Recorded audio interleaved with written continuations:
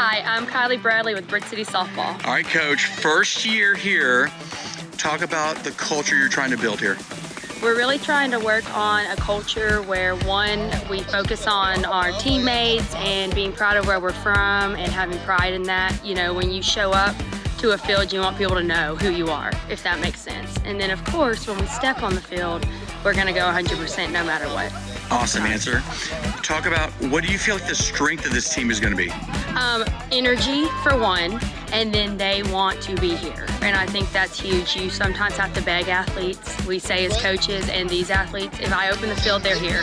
If we lift weights, they show up. It doesn't matter. They're going to show up. They want to get better. They want to be here. So, give me some of your headliners. I know you're star pitcher, but talk about her and then talk about some of the other girls that are going to be kind of leading the way this year. Okay, we have Carson, yes, our pitcher. She is a senior, and she is not only who will be on the mound a lot, she's a huge leader in the dugout. She leads by example. We have our other senior, who is a catcher, Haley, behind the plate, and she leads by example too, and she leads my field, which is what I need from a catcher.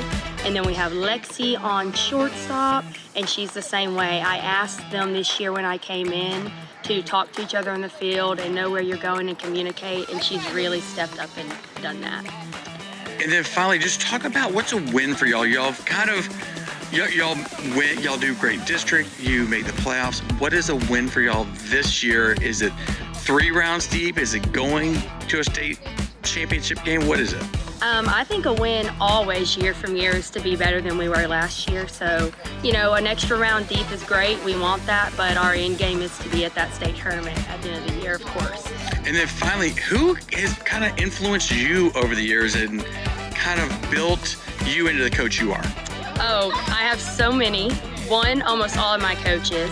My high school coach, Amy McLaughlin from Orangefield when I was there, but my travel ball coaches, Alan Gotro, John Harrell, my dad, and honestly Southeast Texas coaches in general. It's really cool.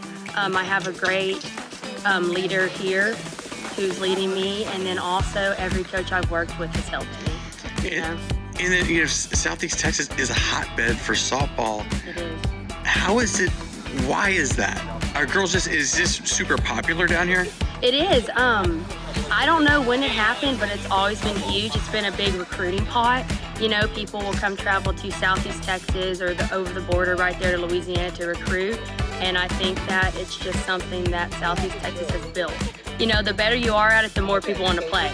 So as we've gotten better as a community at softball, more girls grow up, they're little bitty, they watch our high school girls play, and they want to be there one day, and, you know? And then finally, you know, wins and losses are great, but what are you trying to teach these girls off the field?